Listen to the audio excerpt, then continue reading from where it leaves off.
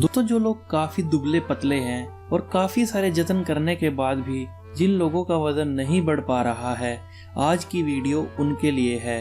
दोस्तों, आज की वीडियो में हम जानेंगे कि वजन बढ़ाने के लिए आपको क्या करना है। आज की वीडियो में हम जानेंगे कि कैसे आप अपनी डाइट के समय में बदलाव करके अपने वजन को बढ़ा सकते हैं। और ये जानकारी और किसी ने नहीं बल्कि स्वर्गीय राजीव दीक्षित जी ने बहुत साल पहले ही लोगों को दे दी थी। दोस्तों, राजीव दीक्षित जी के बारे में तो आप सभी जानते ही होंगे। जितनी आयुर्वेद की समझ उन्हें थी, शायद ही किसी और को होगी। तो आइए उनकी आवाज में ही सुनते हैं कि खाना खाने का सही समय क्या है और हम खाने में क्या क्या खा सकते हैं, जिससे कि हमारे शरीर को ताकत भी मिले और जिन लोगों का वजन कम है वो भी बढ़ सके। हमारा ये जो शरीर है, ये कभी भी कुछ भी खा लेने के लिए नहीं है। तो बागवती जी कहते हैं कि जब जठर में अग्नि सबसे ज्यादा तीव्र हो, उसी समय भोजन करें तो आपका खाया हुआ एक एक अन्न का हिस्सा पाचन में जाएगा और रस में बदलेगा, और रस में से मांस, मज्जा, रक्त, वीर्य, मल, मूत्र, मेद और आपकी अस्थियां, इनका विकास होगा। तो कभी भी कुछ ना खाएं। ये पद्धति भारत की नहीं है, ये यूरोप की है। यूरोप में डॉक्टर्स हैं, वो हमेशा कहते हैं कि थोड़ा थोड़ा खाते रहो, कभी भी खाते रहो।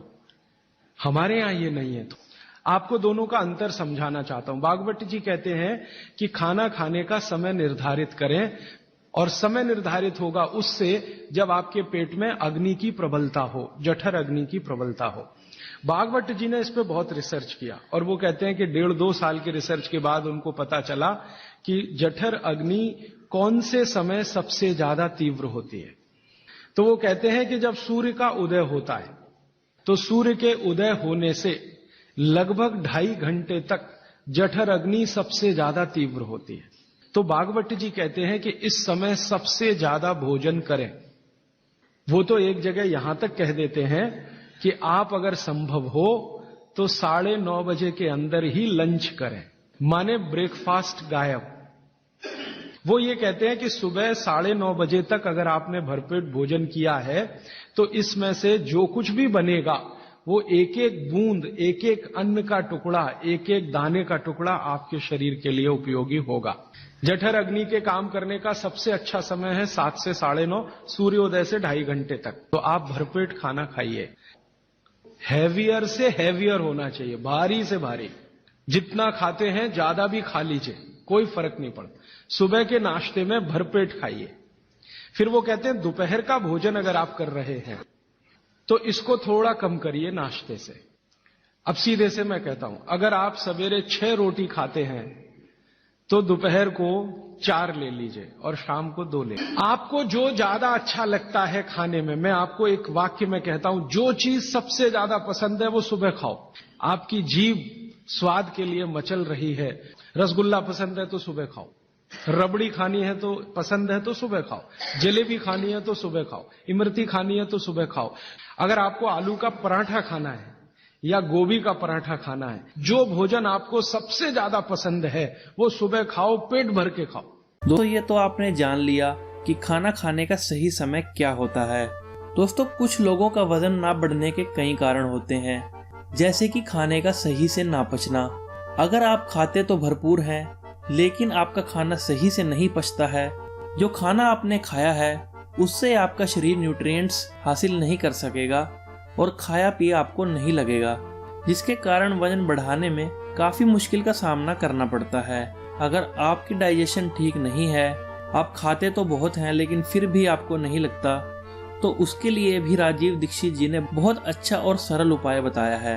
वो है चूने का सेवन करना। आइए जान लेते हैं कि चूने का सेवन कैसे करना चाहिए और किस समय करना चाहिए।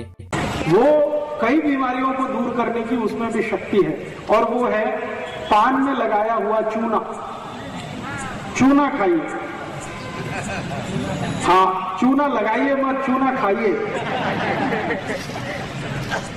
और मेरा सबको कहना है, तंबाकू मत खाइए, चूना खाइए। चूना बाजार में मिलता है, आप सब जानते हो, पान की दुकान में मिलता है, आप सब जानते हो।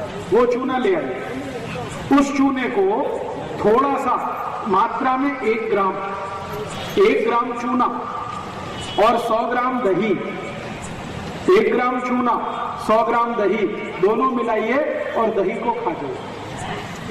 एक जो चम्मच होती है ना, 1 चम्मच भर के टी स्पून, उसमें लगभग 15 ग्राम चूना आता है। अब उसके 15 हिस्से कर दीजिए तो 1 ग्राम रहेगा। तो 1 ग्राम चूना, 100 ग्राम दही, और कुछ भी नहीं मिले तो पानी में चूना मिलाइए, पानी पी जाइए। तो अब क्या क्या ठीक कर देगा? कमर दुखती है, चूना ठीक कर देगा। कंधा दुखता है, चूना ठीक कर देगा। मनके का त्रास है, चूने से ठीक हो जाएगा। मनके के अंदर गैप आ गया, जो दुनिया की कोई दवा ठीक नहीं कर सकती, उस गैप को चूना उस गैप को भर देता है। दांत कमजोर हो गए हैं, चूने से मजबूत हो जाते हैं। दांत हिल रहे हैं, वापस जम जाएंगे। मुंह में बदबू आती है, चूना खाएंगे कभी नहीं आएगी। रात को नींद अच्छी नहीं आती, चूने से बहुत अच्छी नींद आएगी। पेट में भूख नहीं लगती, चूना खाओ, बहुत अच्छी भूख लगेगी। चूना वही जो पान की दुकान में मिलता है, लेकिन पान वाले से जब भी चूना लाओ तो कहना हमको सेंट मिलाया हुआ नहीं, बिना सेंट मिलाया हुआ चूना दो, गीला। चूना कभी भी लाना है और उपयोग करना है तो गीला ही उपयोग करें। और अगर पान की दुकान में ना मिले तो बाजार से सीधे चूने का पत्थर खरीद लाओ, पानी में डाल के 2-4 दिन उसको छोड़ दो। 2-4 दिन में पानी ऊपर आ जाएगा, चूना नीचे बैठ जाएगा। इस पानी को हटा दो, चूने को उपयोग करना शुरू कर दो। और चूने की कोई एक्सपायरी डेट नहीं है और चूने का कोई साइड इफेक्ट नहीं है। हाँ, एक चीज आप ध्यान रखना जिंदगी में हमेशा, आप में से किसी को भी अगर पथरी का रोग है, गॉल ब्लैडर पे पथरी बनती है, किडनी में पत्थर आता है, इनको कभी भी चूना नहीं खाना है। चूना नहीं खाने वाले एक ही कैटेगरी के मरीज हैं जिनको पथरी की शिकायत है, गॉल स्टोन में या तो किडनी में। पथरी अगर बन रही है या पथरी बनी हुई है या आपके शरीर को बार बार पथरी होने की शिकायत है, ऐसे कोई भी लोग चूना ना खाएं, नहीं तो तकलीफ बहुत बढ़ जाएगी। बाकी कोई भी खा सकते हैं। शरीर के जितने भी हार्मोन्स का बैलेंस टूटा हुआ है, चूना वापस उसको स्थापित कर देता है। तो ये चूना मैंने देखा है 48 रोगों को ठीक करने की ताकत रखता है। तो राजीव दीक्षित जी द्वारा दी गई जानकारी को अगर आप अपनाते हैं तो आपको बहुत फायदा होगा। जो लोग अपना वजन बढ़ाना चाहते हैं वो इन नियमों का पालन करें तो कुछ ही समय में उनका वजन कई किलो तक बढ़ सकता है। आपको यह वीडियो कैसी लगी कमेंट करके ज़रूर बताइएगा। जो लोग हमारे चैनल पर नए हैं वो चैनल को सब्सक्राइब करना ना भूलें और चैनल सब्सक्राइब करने के साथ साथ बेल आइकन को भी ज़रूर प्रेस करें, क्योंकि बेल आइकन को प्रेस करना भी उतना ही ज़रूरी है जितना चैनल को सब्सक्राइब करना। अगर आप बेल आइकन को प्रेस नहीं करेंगे तो हमारी नई वीडियोस की नोटिफिकेशंस आप तक नहीं पहुंचेंगी। दोस्तों, वीडियो देखने के लिए धन्यवाद। स्वस्थ रहें और खुश रहें। आपका दिन शुभ हो।